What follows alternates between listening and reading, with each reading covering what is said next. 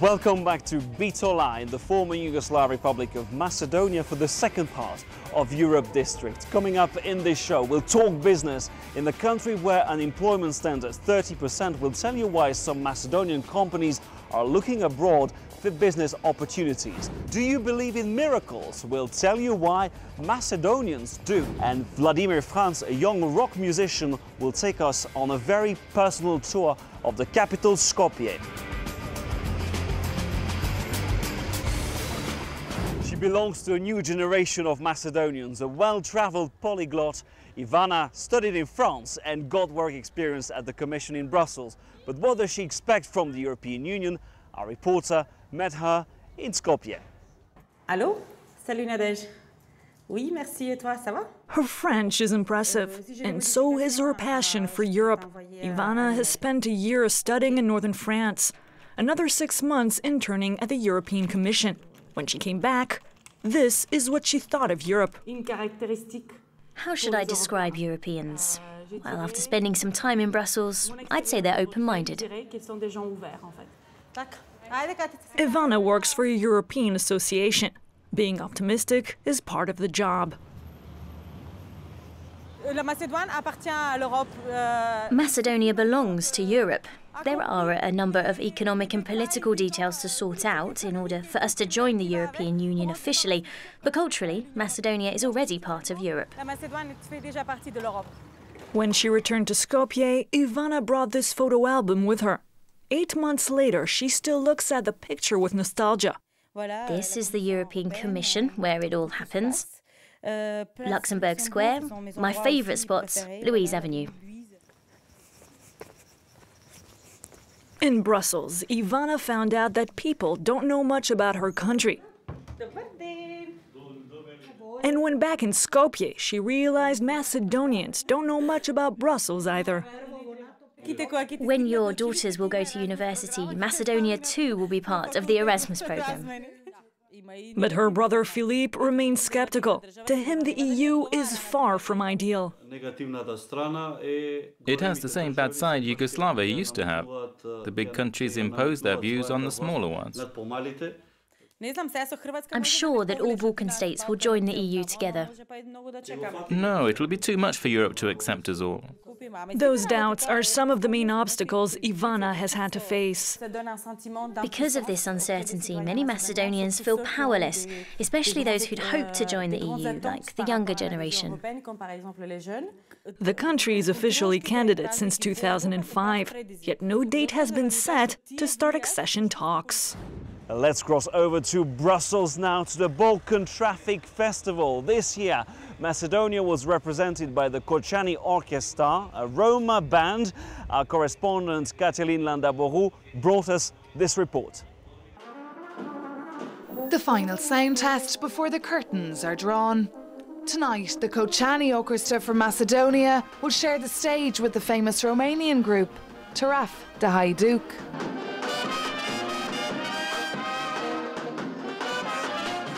For the accordion player Vinko, music serves as a bridge between the Balkans and Europe. Every time he plays in the west of the continent, he feels a bit like an ambassador for his region back home. Yes, everyone loves our music because it's so festive. People like to dance to it. There are lots of people who want to learn how to play it. But despite the success of the group, many of their fans know little about Macedonia. They think that it's Greece. But Macedonia is ex-Yugoslavian Republic. So somebody they know, but a lot of time they don't know that. Have Europeans any knowledge about Macedonia? Do they even know that the group they're applauding come from there? Let's find out by asking some fans. Do you know where they're from? No, not at all. Oh, that's a test. Let me think. Macedonia? What does Macedonia remind you of? In French, it's a salad. Yes, it's a fruit salad. But I think it's also a country. Or a region. I'm not sure. After this concert, Macedonia will not just be a salad or a region, but also a cultural and musical hub.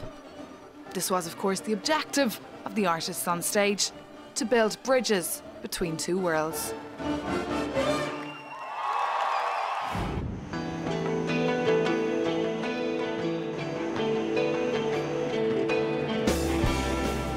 Trading with the neighbors. 20 years after the fall of Yugoslavia, Macedonian companies are eager to boost exports to the region. It's the case here at B-Milk, a dairy factory which sells 10% of its production to neighboring Kosovo. Every day, hundreds of trucks carrying goods pass through the border crossing at Blace. Entering the country from Kosovo, they carry cement, iron and polystyrene. Macedonia doesn't import agricultural products from Kosovo. In fact, it's the other way around. They want our fruit and vegetables. Amongst them are products from the Bitola dairy factory. In the communist period, each republic was responsible for the production of specific goods. For the Republic of Macedonia, it was agricultural products. But after the breakup of Yugoslavia, trade barriers came up.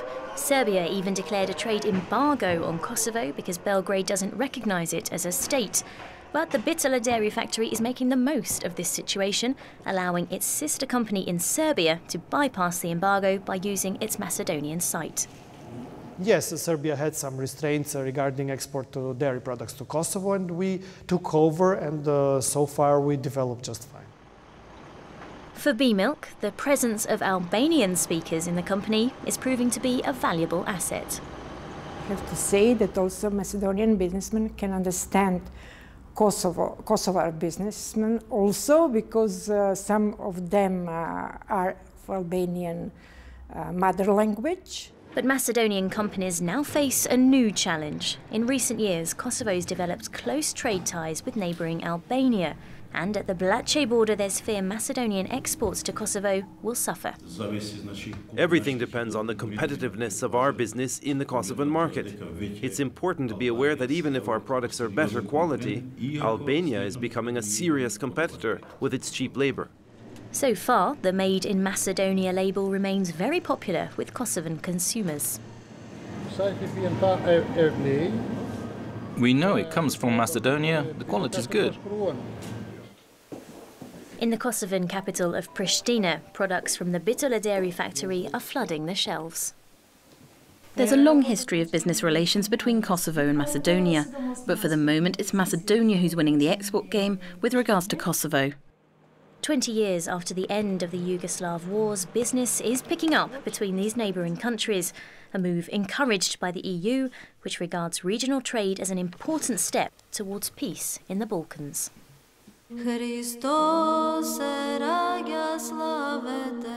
Believers are adamant it is a miracle. In early April, in Skopje's Sveti Dmitrije church, icons started to shine without an apparent explanation. Witnesses claim they saw the icons being restored as if they were cleaned by an invisible hand. Risto hasn't seen this many people at church for a long time. Some came to pray, others not, but all wanted to see for themselves the strange phenomena the whole town is talking about, the icons miracle. It all began when a woman saw the icons shine. All of a sudden, they'd become clean without anyone cleaning them. She told me straight away, and I saw the exact same thing. It was all true, a divine miracle. There's no use trying to give other explanations. Here, many see the hand of God. Some people don't believe in the miracle, but I do. This has never happened before. I'm so moved. The priest is overwhelmed too. For years, his church has been getting emptier and emptier. People have lost faith, although for centuries the Christian Orthodox religion was what defined many Macedonians. The Christian Orthodox religion has existed for 2,000 years, since St. Paul and the martyr Lydia. They had little means, but they managed to spread their religion with the help of God. Here, faith has kept Christians together, next to the large Muslim minority. Macedonia was under Ottoman rule for 500 years. Religion ensured it preserved its identity. When communism collapsed in the Balkans, the nation turned back to God and the church. Communism banned people from believing in God and practicing their faith. People have gradually turned away from religion. Priests will need several new miracles to bring Christians back to church.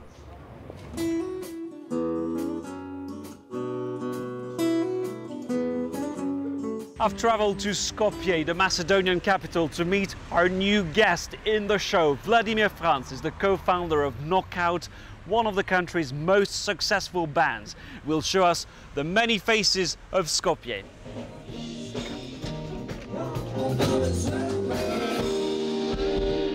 Hi Vladimir. Hi, nice to meet you. Nice to meet you. I'm catching you in the middle of a rehearsal here. Exactly, we're rehearsing. We have a concert tonight in Skopje, so you're welcome. You can come. I'm sure you'll have a good time. Definitely, definitely. So this is your band, Knockout. Yeah, the band was formed in '97. We have released 3 albums and 1 live, and we're doing good. We're like rock, pop, funky, groovy, but with the Macedonian lyrics, it has a certain flavor. I guess it's interesting.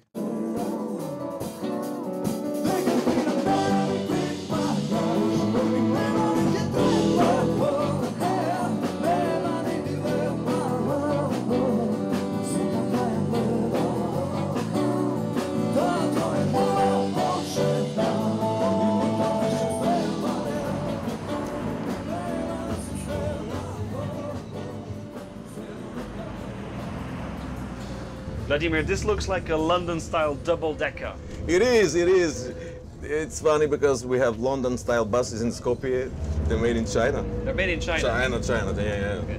But I think they're practical for the city because we don't have, as common transports, we don't have the train, we don't have the metro. So they're pretty new, they're like 2 years old. In the 50s, I think that the government bought London buses, double-deckers, so it's a way of reviving the past.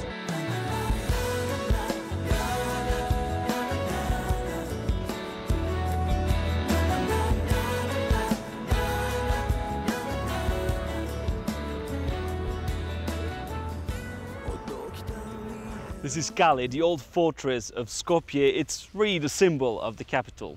For me, it is really a special place. I mean, it's close to the downtown of Skopje, where it's noisy and busy, and you can relax, feel the energy, because this place has a special energy.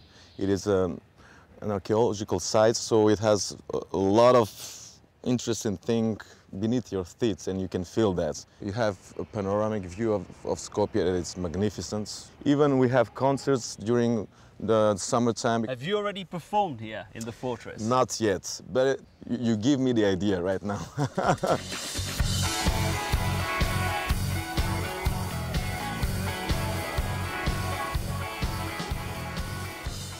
Now, after the fortress, you've taken us to the brand new triumphant arch. It's part of a gigantic project called Skopje 2014.